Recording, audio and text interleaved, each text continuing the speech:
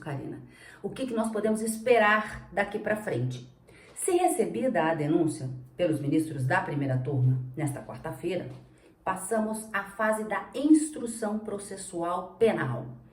Nessa fase da instrução processual penal, o rito, na maior parte dele, segue o que diz o Código de Processo Penal, uma lei federal aplicada a todos os processos criminais, mas tem algumas peculiaridades próprias de ações penais que tramitam perante tribunais, principalmente STF e STJ.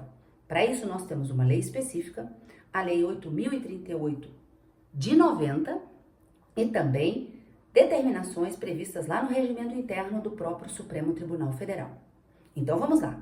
Uma vez recebida a denúncia pelos ministros da primeira turma, o próximo passo é a determinação de dia e hora para o interrogatório dos réus, porque uma vez recebida a ação penal, eles deixam de ser meros denunciados, investigados, indiciados para serem acusados formalmente de terem cometido supostamente aqueles crimes. Muito bem, se tornam réus.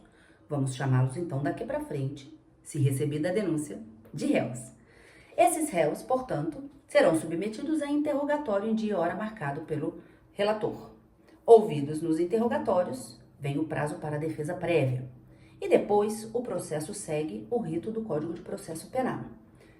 E aí nós teremos a oitiva, os ministros, não é?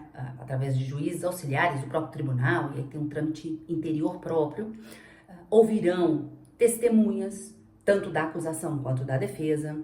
Se porventura a acusação ou defesa entenderem necessários novas provas para juntar aos autos, diligências que devam ser realizadas, também poderá haver o pedido, o requerimento, e tudo baseado no devido processo legal, direito do contraditório, ampla defesa, manifestação de acusação e também da defesa, para que, quando o relator entender que o processo está pronto para julgamento, ele passar a bola para o revisor. Sim, porque nessas ações penais, nesses tribunais STF e STJ, ações penais originárias, elas são chamadas, existe a figura do relator e a figura do revisor. O revisor, durante todo o processo, ele pode sugerir atos ordinatórios ao longo do processo para que o relator faça, determine algumas diligências que o revisor entender necessária, ou pode sugerir, ou entender que acabaram ficando omissas.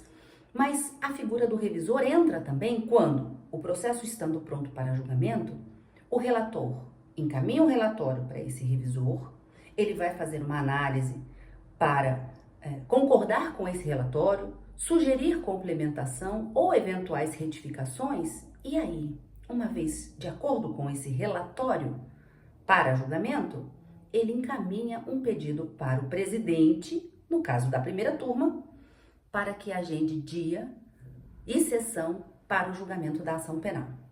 E aí, no julgamento da ação penal, nós temos mais ou menos o procedimento que vimos no julgamento do recebimento da denúncia da terça-feira, só que com algumas diferenças.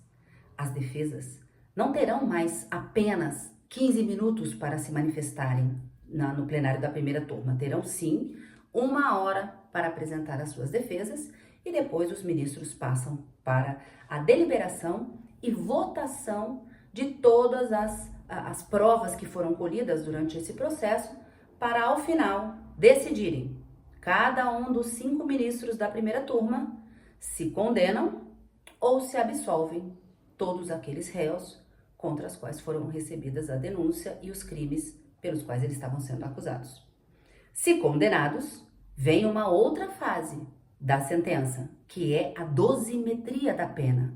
O quanto de pena cada um terá que cumprir, em qual regime, aberto, fechado, semiaberto, se haverá substituição da pena, tudo depende do quanto de pena será aplicado por eles. Mas isso é um assunto mais para frente. A gente volta a explicar em um outro momento.